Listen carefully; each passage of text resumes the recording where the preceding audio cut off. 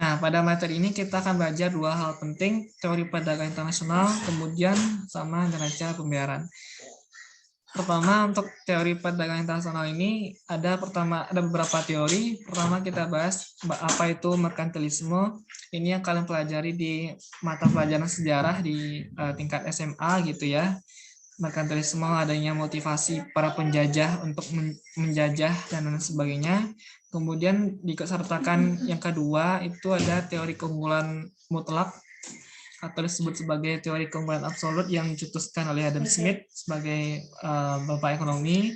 Kemudian terakhir itu ada teori keunggulan komparatif atau comparative advantage gitu ya, keunggulan komparatif yang dicetuskan oleh David Ricardo.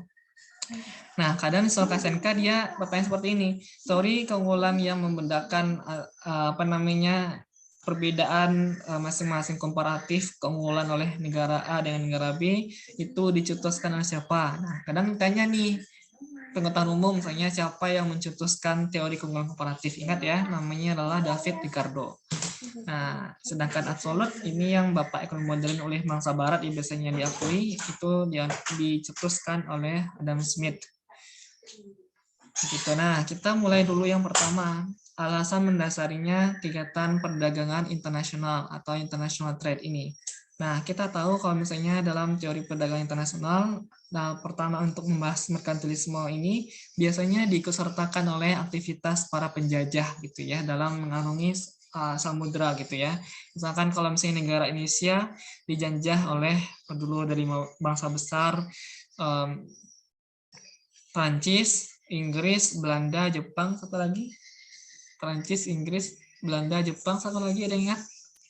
Portugis, Belanda. Ya, Portugis ya, benar ya, Mina ya. Portugis, Prancis, Inggris, Belanda, Jepang gitu ya, 5 negara bangsa besar. Tapi dalam sejarah riwayatnya itu biasa yang sering kita ulas adalah 2 bangsa besar ya, Belanda dan Jepang. Kenapa yang 3 ini kurang dibahas ya? Mungkin karena pertama tidak terlalu atau masa penjajahnya sebentar seperti Inggris atau Portugis mungkin ya. Tapi yang cukup lama itu yang biasanya disorot oleh sejarah adalah kesannya gitu ya. Pertama kesan yang kejam seperti Jepang hanya 3,5 tahun atau Belanda yang lama banget gitu ya, 3,5 abad gitu. Nah itu yang bisa kita soroti. Nah para penjajah dulu dia punya keyakinan bahwasanya untuk mencapai surplus ekonomi negaranya atau keuntungan negaranya mereka perlu melakukan penjelajahan untuk mencapai keunggulan gitu ya. Nah mereka biasanya berdagang.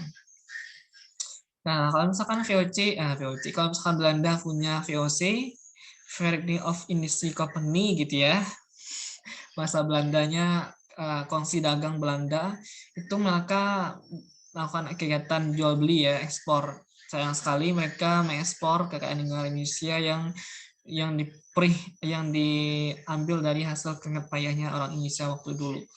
Itu sumber rempah-rempah gitu ya dan lain-lain sebagainya. Nah, mereka tujuannya adalah untuk mencapai surplus perdagangan. Di lain sisi, merkantilisme ini upaya untuk mencapai pertama adalah kemakmuran suatu negara diukur dari logam mulia. Jadi, misalnya sumber daya yang dikeruk kayak emas gitu ya. Nah, itu merkantilisme merchant. Jadi, istilah dari merkantilisme ini berasal dari bahasa Inggris yaitu merchant. Yang penting bahasa Inggris pasti tahu nih artinya apa nih. Merchant, mercantilism. Merchant artinya adalah pedagang. Namanya dia berdagang, pasti dia mengumpulkan kekayaan atau sumber daya. Baik dia logam mulia maupun juga misalkan kegiatan ekspor impor. Kedua, dia memaksimalkan ekspor dan meminimalkan impor kayak gitu nih teman-teman. Jadi ekspor dimaksimalkan, impor diminimalkan. Bagaimana dia memperoleh surplus perdagangan. Terakhir dia memberikan hak monopoli bagi perusahaan dalam negeri. Nah, itu biasanya jarang diulas kalau dalam teori perdagangan internasional. Biasanya yang dibahas adalah keunggulan absolut ini sama yang komparatif. Tapi di balik itu ada yang alasan mendasarinya, itu pertama adalah merkantilisme ini. Oke, ada yang ditanyakan dulu mungkin?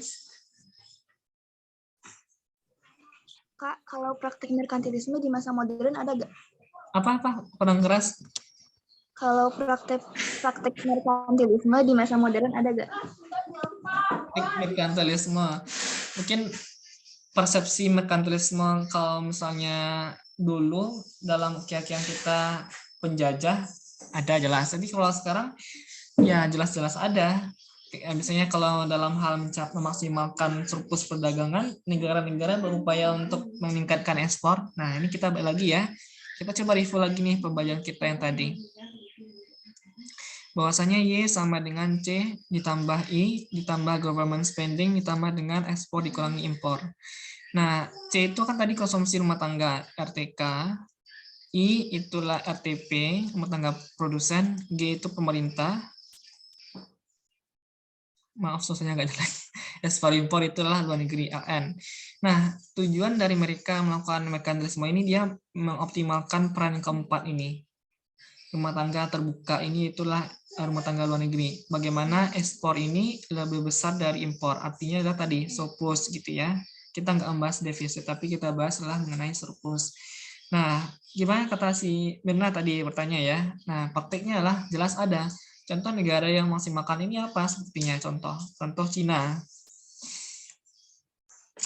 Semua barang-barang produk itu made in China. Mau ke Arab Saudi beli miniatur oleh-oleh Ka'bah, tulisannya lah made in China gitu. Kita Arab Saudi beli oleh-olehnya Arab tapi made in China misalnya. Nah, itu negara-negara yang biasanya terlalu ambisius untuk memaksimalkan ekspor gitu ya. Misalnya kita punya HP Indonesia, ya mayoritas kita pakai HP-nya lah HP buatan Cina gitu ya. Xiaomi, Lenovo, apalagi Vivo. Sekarang ada yang terbaru itu namanya yang buat gaming itu Infinix gitu ya, yang harga murah meriah, Infinix dan lain-lain. Nah, itu produk-produk Cina. Itu saya singkat jelasin seperti itu.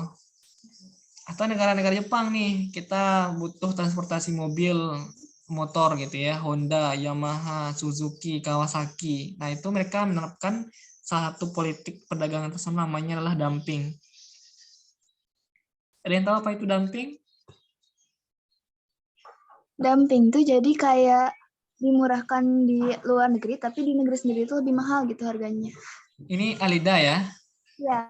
Ya benar ya, pintar nih sejarahnya nih ya. Nah, dumping itu adalah menjual ke luar negeri jauh lebih murah daripada dalam negeri. Makanya mereka bisa menjual mobil itu karena tujuan mereka meraup ekspor sebesar-besarnya. Ya, jadi balik lagi ke tujuan merkantilisme tadi, ekspor lebih besar dari impor. Nah, ya kan caranya gimana dong kita untung? Ya masa kita jual mahal ke luar negeri? Gitu. Caranya adalah dumping. Kita murahkan, kita bikin harga yang murah gitu ya, motor dan sebagainya. Tapi kalau kalian tanya berapa harga Yamaha atau Honda di Jepang, pasti mahal. Makanya masyarakat Jepang itu jarang pakai motor kendaraan pribadi ya. Kalau kalian nonton film apa anime atau apa, mereka tuh biasa pakai angkutan publik, naik kereta gitu ya, naik bus. Karyawan-karyawan kantor pekerja itu dia bukan naik motor ya, tapi naik kendaraan publik. Nah, karena salah satunya adalah itu mungkin jadi mahal atau mungkin karena polusinya atau lebih efektif pakai kendaraan publik dibandingkan kendaraan pribadi. Berbeda dengan negara Wakanda seperti Indonesia yang sudah sangat macet dan sebagainya gitu ya. Mereka menimbulkan masalah bagi negara kita, tapi ya itulah. Nah, itu kalau misalnya kita bahas terkait dengan merkantilisme. Makasih ya Lida ya. Ada lagi yang ditanyakan? Yuk yang lain. Oh ya. Oh, nggak ada atau apa nih? Mirna ada yang tanyakan? Tidak. Oh tidak ya. Mirna ada tadi. Nah, yang kedua adalah teori keunggulan absolut yang dikemukakan oleh Adam Smith. Nah, kata si Smith, teori ini menjelaskan bahwasanya pertukaran antar dua negara. Nih, kita coba langsung aja ke contohnya ya. Dua negara yang berdagang, misalkan negara A dengan negara B. Sebut saja misalkan di sini adalah negara Indonesia dengan negara Jepang. Nah, mereka kan kita berdagang nih dua negara. Tujuannya adalah untuk jika terjadi perdagangan apabila masing-masing negara punya keunggulan masing-masing. Kata si misalkan di sini ya, Indonesia sama Jepang punya motor dan punya beras. Kata si Jepang, Indonesia lu punya apa yang unggul buat bisa jualan sama gua di sini. Nah, katanya gua punya ini nih beras nih gitu. Misalkan sini kalau kita lihat Indonesia unggul mana nih teman-teman dari di negara Jepang? Unggulnya lah beras. Karena Indonesia bisa produksi 40, Jepangnya hanya 25 berasnya. Sedangkan Jepang mana unggulnya motor gitu ya, 50. Misalnya mampu bikin 10. Nah, kata si Smith, perdagangan hanya bisa tercipta atau terjadi apabila masing-masing negara punya keunggulannya masing-masing. Si Indonesia punya si beras, si Jepang punya si motor, baru bisa terjadi perdagangan, disebut sebagai absolute advantage. Nah, ada istilah namanya DTDN. Istilahnya adalah dasar tukar dalam negeri. Ini DTDN. Nah, kita bandingkan antara dua barang kita produksi dalam masing-masing negaranya. Misalkan nih, contoh tadi. Nah, Indonesia bikin 10 motor, sedangkan berasnya lah 40. Kita bikin perbandingan 10 motor sebanding dengan yang kita bikin 40 beras, 40 B gitu ya, 40 B. Nah, kita sederhanakan ya, satu motor sebanding dengan 4 beras. Artinya untuk membuat satu buah motor memerlukan 4 buah beras, mungkin 4 kg beras gitu ya. Jadi pengorbanan untuk membuat satu buah motor senilai dengan 4 kg beras. Nih. Sedangkan bagi negara Jepang, 50 motor sebanding dengan 25 beras. Jadi lebih sedikit berasnya. Artinya satu motor senilai dengan 0,5 beras. Artinya gimana? Mereka lebih mahal membuat beras atau menghasilkan beras dibandingkan motor. Itu satu motor aja senilai setengah kilogram beras, saking mahalnya atau saking susahnya didapatkan beras. Nah, gitu. Makanya kita katakan tadi Indonesia unggul mutlaknya adalah beras, sedangkan Jepang unggul mutlaknya adalah motor. Gitu. Ini masing-masing negaranya ya, namanya DTDN, dasar tukar dalam negeri. Ini sebelum spesialisasi. Kita hanya mengecek mana nih unggulnya. Oh, si Indonesia motor, Indonesia beras, Jepang motor. Nah, berikutnya itu kita setelah tahu nih, oh masing-masing negara punya keunggulannya masing-masing. Maka kita lakukan spesialisasi, artinya fokus. Udah, Indonesia lu bikin aja yang fokus aja bikin beras, gua yang Jepang bikin motor aja nanti gitu. Jadi kita asumsikan ketika Indonesia sudah fokus membuat beras, maka motornya 0. Sedangkan Jepang karena dia unggulnya motor, berasnya kita nolkan biar dia maksimal menghasilkan keunggulan mutlaknya. Jadi tadi misalkan 40 Indonesia memproduksi beras, dikalikan 2 dia karena dia sudah mengoptimalkan salah satu aja bikin barang gitu ya. 40 kali 2 80, sedangkan Jepang 50 kali 2 100. Dia TDN-nya masih sama. Ya fungsinya apa? Ya fungsinya spesialisasi itu adalah dari dua barang kita harus memprioritaskan salah satu yang jadi keunggulan kita. Ibaratnya kalau misalnya teman-teman kalian jago matematika, jago ekonomi, tapi dari kedua itu yang paling benar-benar ahli apa? Misalnya ekonomi, maka alokasi kalian belajarnya ya fokus aja belajar ekonomi terus matematikanya kapan-kapan. Atau misalnya karena ini ya, karena mumpung KSNK dan sebagainya kayak gitu. Ini kita prioritaskan sehingga kita korbankan membuat motor kita ini 2 kali lipat jadinya 40 kali 2 80, 50 kali 2 100. Seperti itu. Ada yang tanyakan? Paham? Nelly, Nadia? Iya? Paham, Kak. Oke, gampang lah ya. Ini menarik nih materinya nih. Terakhir nih. Ini teori keunggulan komparatif yang dicetuskan oleh David Ricardo ya, David Ricardo ini. Nah, dia membantah nih apa yang katakan oleh Smith. Smith, lu ngarang lu, kata si David Ricardo ini. Gak mesti apakah negara yang harus unggul salah satu barang. Terus gimana dong negara yang dia nggak unggul sama sekali?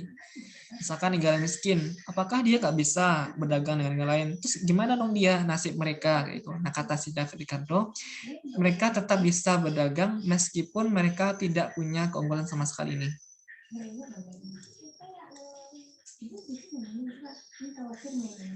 Nah, tetap mereka bisa berdagang, tetap bisa berhubungan dengan negara lain, meskipun mereka tidak punya keunggulan ya. Misalnya katakanlah bisa nggak unggul beras juga, nggak unggul motor, tetap mereka bisa berdagang. Nah, kita caranya adalah dengan menggunakan biaya peluang yang kita pelajari di kelas 10 kemarin, materi pertama awal. Itu kita belajar mengenai opportunity cost. Mana dari dua jenis barang itu yang menghasilkan biaya peluang yang besar, biaya yang besar. Nah, itulah yang nggak kita bikin. Yang kita bikinlah biaya pengorbanan paling kecil. Kayak gitu nih. Jadi kita lihat kelemahan kita, oh untuk bikin motor biayanya mahal banget nih, nggak usah kita bikin motor, bikin bersaing, nah kayak gitu. Jadi kalau nggak bisa melihat berapa banyak yang dihasilkan, caranya lah dengan cara berapa sih biaya peluang yang dihasilkan, manakah yang paling kecil atau paling besar. Itulah kita prioritaskan bikin. Kak, gimana maksudnya? Kita langsung aja ke contoh soalnya. Nah, contoh soalnya misalkan ini negara Indonesia dan negara Thailand yang sama-sama negara berkembang. Bukan dalam persepak bola ya. Indonesia sama Thailand. Indonesia misalkan mereka sama-sama bikin kain dan TV ya. Ini kita bilang pesawat televisi TV. Nah, sama-sama bikin TV dan kain. Kalau misalnya Kak tanya ke Meli, Indonesia kira-kira dari dua jenis barang ini mana yang paling unggul nih? Apakah kain atau TV yang dibikin yang paling banyak? Kalau menurut Meli, kain. Kenapa? Tapi kan Thailand bikinnya 120 nih, kita kalah nih segi jumlah nih.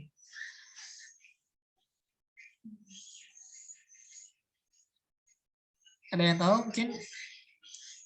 Tadi yang on-cam ini, Kak pengen dengar suaranya Mirna mungkin nih.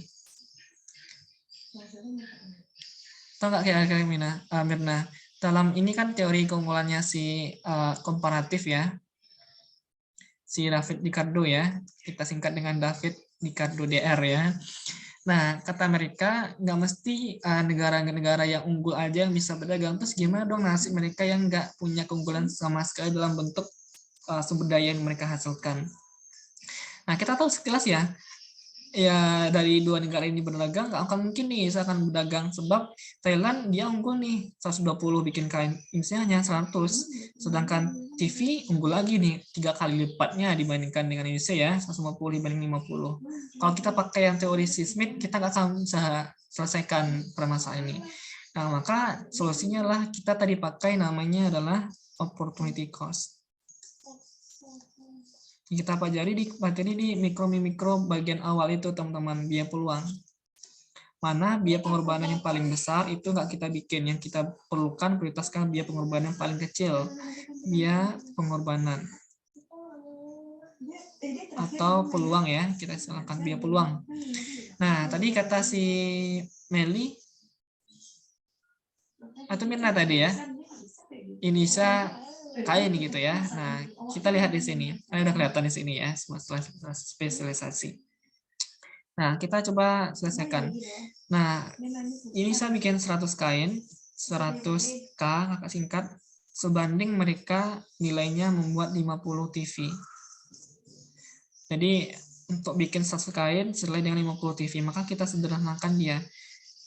Dengan satu televisi itu senilai dengan 2 kain gitu kan ya. Nah, ini. Satu televisi itu senilai dengan 2 kain.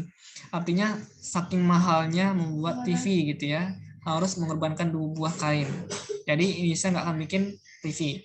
Tapi bagi negara Thailand 120 sebanding dengan 120 kain sebanding dengan 150 TV.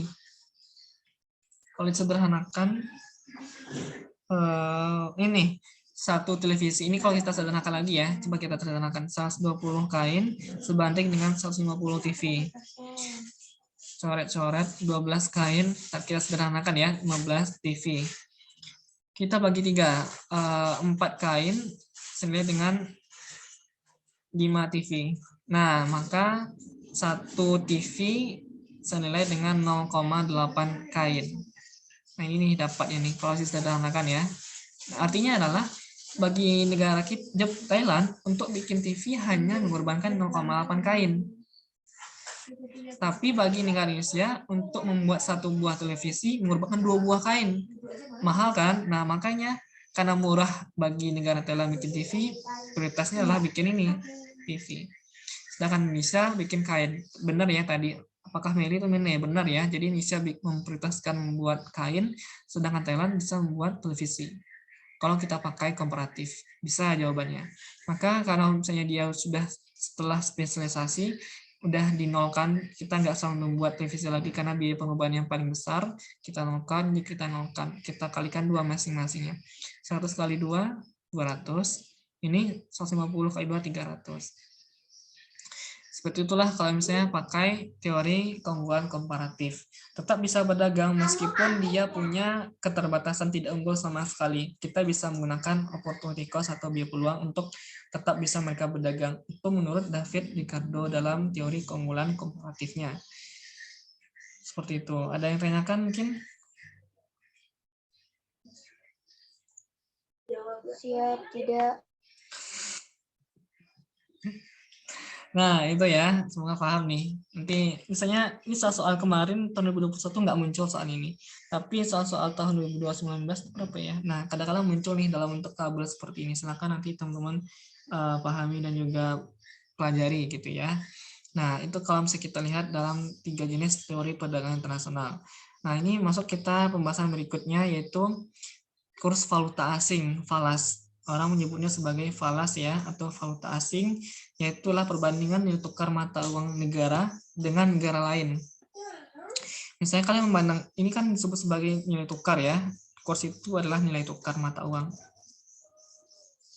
Kalau misalkan kalian ke luar negeri gitu ya, misalnya orang tua kalian yang sudah umroh, nah mereka menukarkan uang rupiahnya ini ke real ya, apa satu yang lupa. Nah itu mereka menukarkannya di, ada yang tahu nama tempatnya? Money changer ya, untuk menukarkan mata uang sebuah negara dengan negara lainnya. Ini tujuannya apakah dia traveling atau bekerja ke negara atau lain-lain sebagainya. Nah, itu kalau kita bandingkan nih, ini nilai tukar mata uang, misalnya kalau kita bandingkan ya, ini rupiah dengan US dolar gitu ya, dolar Amerika. Nah, kita bandingkan. Nah, itu kita melihat namanya lah kurs valuta asing. Nah, gimana dong untuk penentuan nilai kurs valuta asing ini? Terdapat ada 3 jenis sistem. Pertama, kita bisa menggunakan sistem kurs tetap. Kedua, bisa menggunakan sistem kurs mengambang bebas. Dan ketiga, kita menggunakan sistem kurs mengambang terkendali. Nah, kita coba jelasin masing-masing poinnya untuk teman-teman di sini. Sebentar.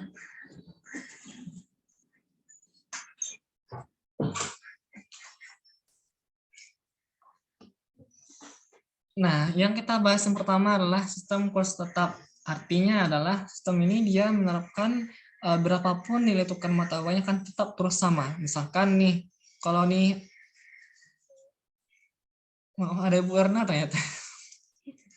Nah, mungkin nih karena ada guru kalian dulu nih, ya mungkin Bu Erna dulu masih awal-awal mungkin sudah tahu mungkin ya waktu zamannya Soeharto terus sebelum revolusi 98 ya, formasi 98.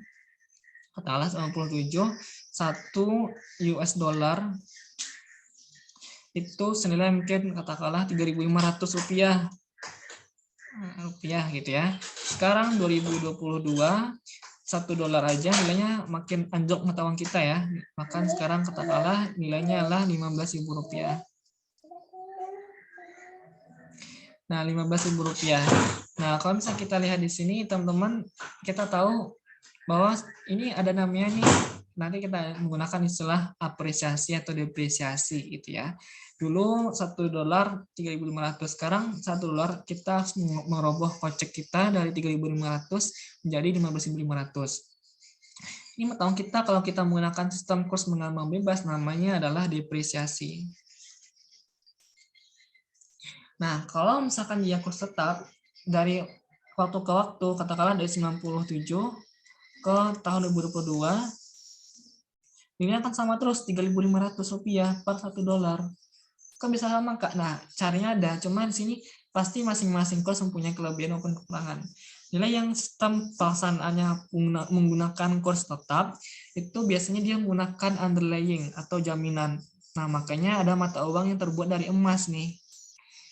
yang nilainya terkendali, tidak akan berubah. Misalnya dulu mau beli roti harganya 1 dinar, nah sekarang sampai sekarang harganya sama 1 dinar kayak gitu. Nah itu mata uang yang dijamin emas seperti dinar, dirham, itu nilai menggunakan sistem kursnya adalah sistem kurs tetap.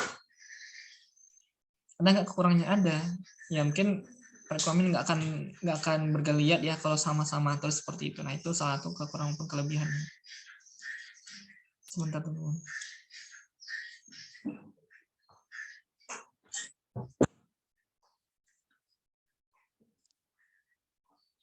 Nah, kalau misalnya kita lihat tadi ya, kurs tetap itu dia menggunakan underlying atau jaminan emas, maka dia nilainya nggak akan berubah dari waktu ke waktu, sama terus dia. Nah, yang kedua, dia menggunakan sistem kurs mengambang bebas.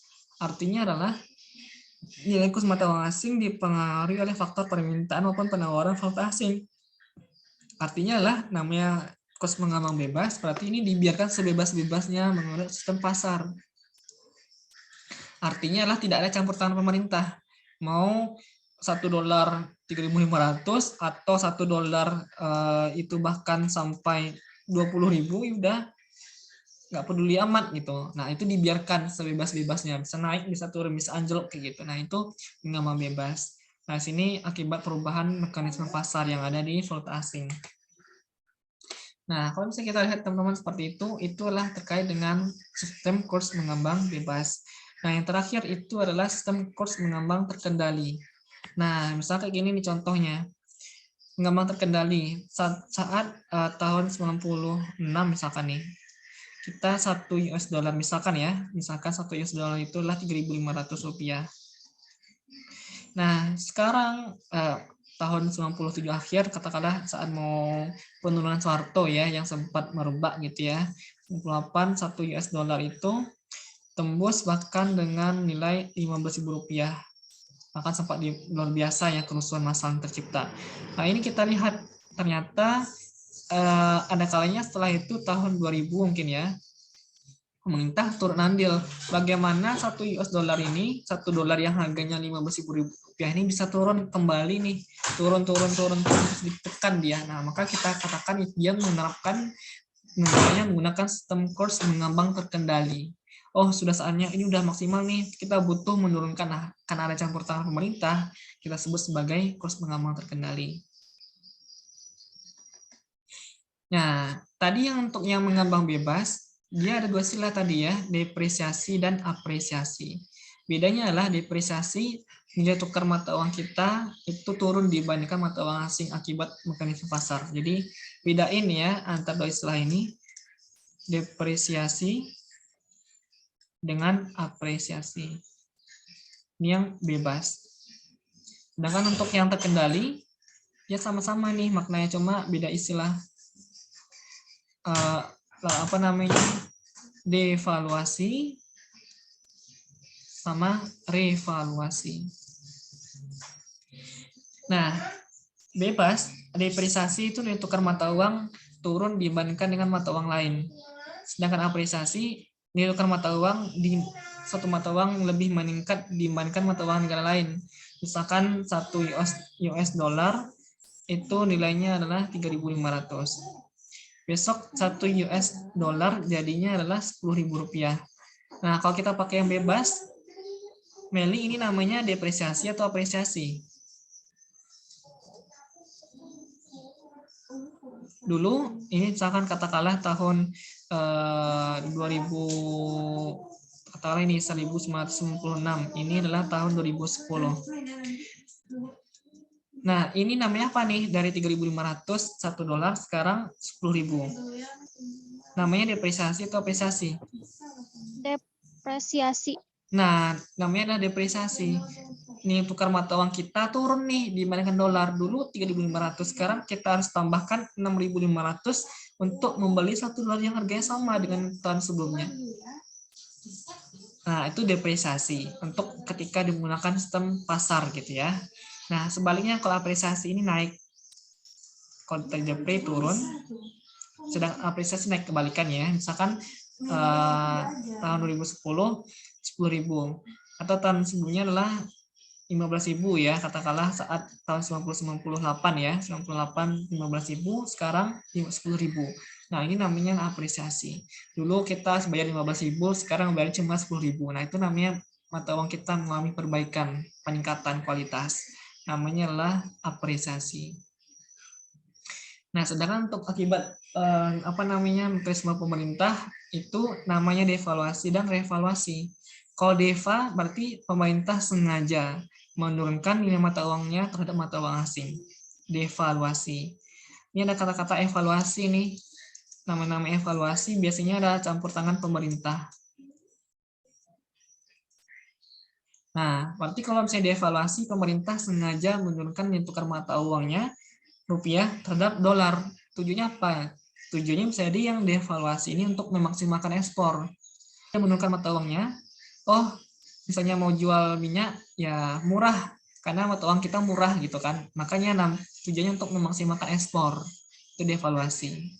Sedangkan revaluasi menaikkan nilai tukar mata uang kita terhadap mata uang asing. Oke, itu. Jadi masing-masingnya berbeda ya. Jadi antara devaluasi dengan revaluasi. Dia mirip-mirip antara devaluasi dengan depresiasi. Tergantung mekanismenya apa. Apakah mengembang bebas atau mengembang terkendali. Nah, devaluasi ini yang memang terkendali kebijakan pemerintah untuk menurunkan mata uang domestik terhadap mata uang asing. Tujuannya untuk membeli valuta asing dan mendorong ekspor ya, agar mata uang kita itu murah, orang doyan beli belanja-belanja ke barang kita gitu.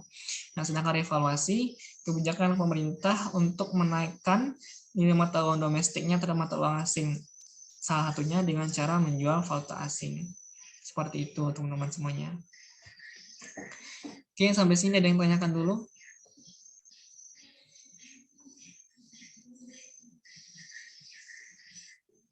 Tidak, Kak. Oke, makasih Muna. Yang lainnya?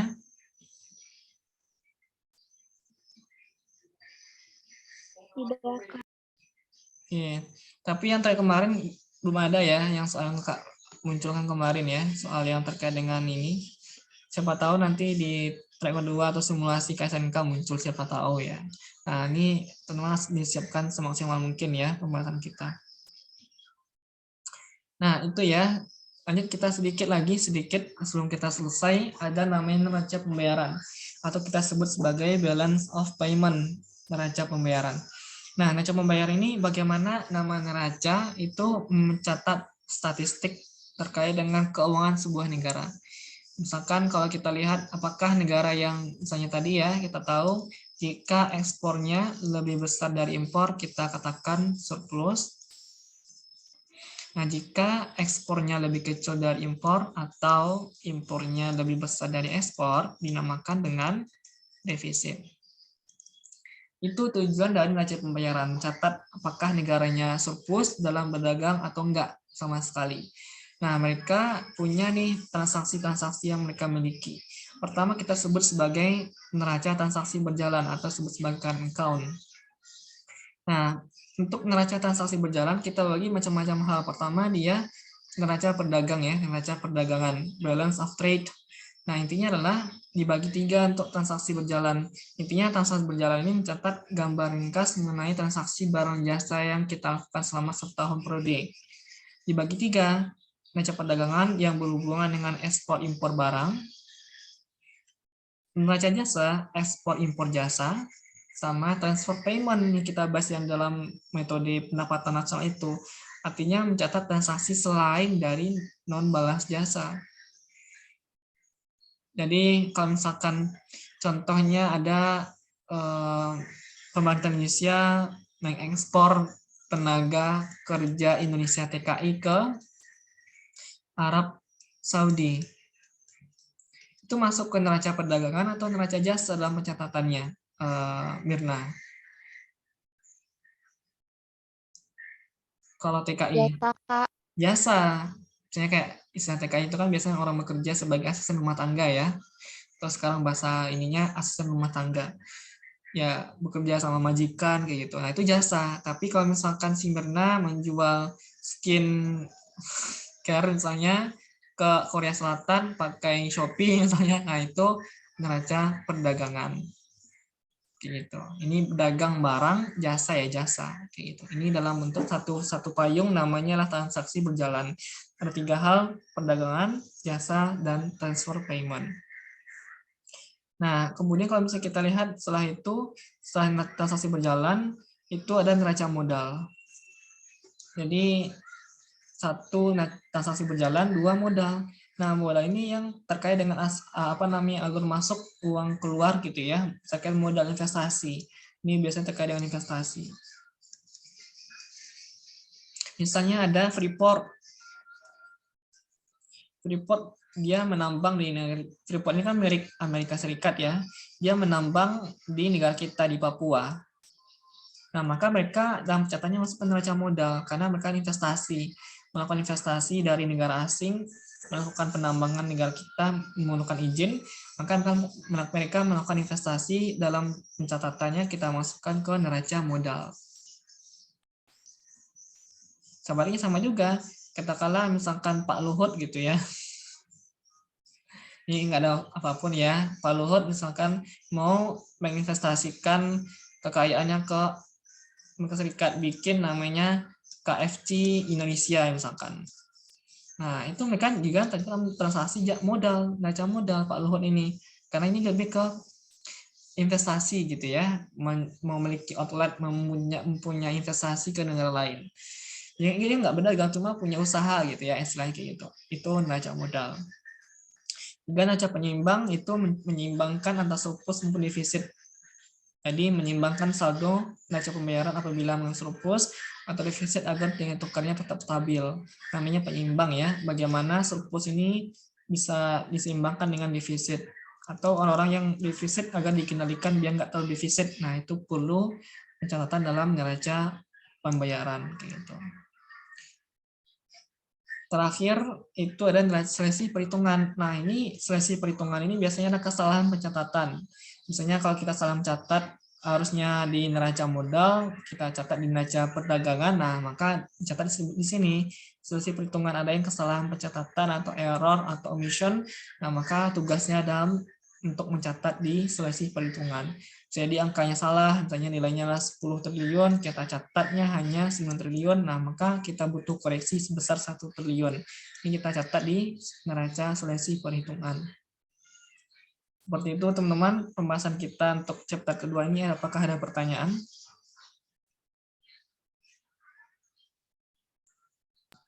Kak, kalau buat neraca yang penyeimbang itu pakai kebijakannya kayak kebijakan moneter sama fiskal gitu Kak, atau yang lain? Neraca apa tadi? Neraca penyeimbang kalau nggak salah. Oh, penyeimbang ya. Ya. Bentar. Tadi Kak ngirimin foto dulu ya. Tiba-tiba harus bentar dulu. Nah, tadi neraca penyeimbang apakah dicatat apa tadi? Tadi yang bertanya siapa tadi? Oh, jadi Kak, kalau neraca penyeimbang tuh menyeimbangkan neracanya tuh, namanya Alida Kak. Oh ya, Alida ya, oke. Terus? Tadi neraca penyeimbang tuh menyeimbangkan si neraca perdagangan itu menggunakan kebijakan fiskal sama moneter atau apa Kak? Cara apa gitu? Ini sama kebijakan ini beda materi kita ya. Ini materi kita sangat banyak sekali teman-teman. Cuma belum sempat kita bahas buat teman-teman. Nah ini fiskal moneter. Ingat ya, kalau neraca penyeimbang dan lain-lain ini materi kita terkait fiskal ini nih. Semuanya fiskal nih. Ada kebijakan moneter, ada fiskal. Bedanya adalah ini orang yang melaksanakannya ya, sama komponen-komponen pendukungnya. Moneter itu yang melaksanakannya BI ya, Bank Sentral. BI. Sedangkan fiskal itulah pemerintah. Dalam artian ini yang bertugas pemerintah seperti Kemenq, siapa lagi? Legislatif, eksekutif, begitu ya, eksekutif dan sebagainya, itu kebijakan fiskal yang terkait dengan budget gitu ya, pajak dan lain-lain sebagainya. Nah, dalam neraca penyeimbang itu kalau misalnya kita lihat sini ya, menyeimbangkan saldo neraca pembayaran apabila mengalami surplus atau defisit agar nilai tukar rupiah tetap stabil. Karena apabila neraca pembayaran surplus, saldo bernilai positif, maka penawaran dolar akan meningkat dan menyebabkan rupiah bisa menguat. Oh ya, ini kayaknya nggak mesti fiskal atau moneter, bisa di moneter ya, karena sini terkait dengan nilai tukar. Biasanya nilai tukar itu tugasnya dominan dipakai oleh BI. Ini ada soal sebelumnya ya, Lida, atau gimana? Pertanyaan bagus nih. Ada soal yang ditemukan kayak gini sebelumnya? Belum, enggak. Oh, belum ya. Nah, ini nilai tukar ini kan biasanya digunakan oleh negara apa namanya kebijakan moneter ya. Dalam hal ini misalkan kebijakan moneter itu kan macam-macam ya, teman-teman. Bisa pakai suku bunga, bisa pakai cadangan kas atau giro wajib minimum, bisa pakai, nah ini juga terkait dengan nilai tukar gitu ya, nilai tukar mata uang. Biasanya otoritasnya adalah bank sentral. Jadi kalau mau tahu tepatnya siapa, cuma yang kalau misalnya neraca penyeimbang ini bisa pemerintah, bisa BI, tapi kalau misalkan tugasnya bagaimana mengendalikan nilai tukar mata uang, nah tugasnya ada bagian dari BI. Jika BI, maka bagian dari otoritas moneter. Tergantung nanti ada otoritasnya siapa, Alida. Kalau BI udah otomatis moneter kebijakannya. Kalau misalkan pemerintah aja yang fokus berarti dia kebijakan fiskal kayak gitu. Baik, Kak. Terima kasih. Ya, sama-sama. Ada lagi dari teman-teman sini pertanyaan?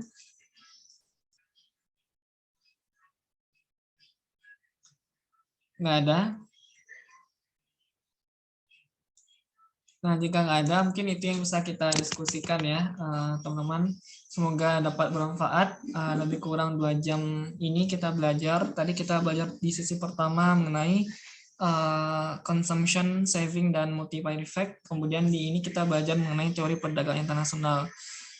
Pertemuan yang sangat singkat, materinya sangat luar biasa banyak, dan membutuhkan ekstra buat teman-teman persiapan KSMK ini.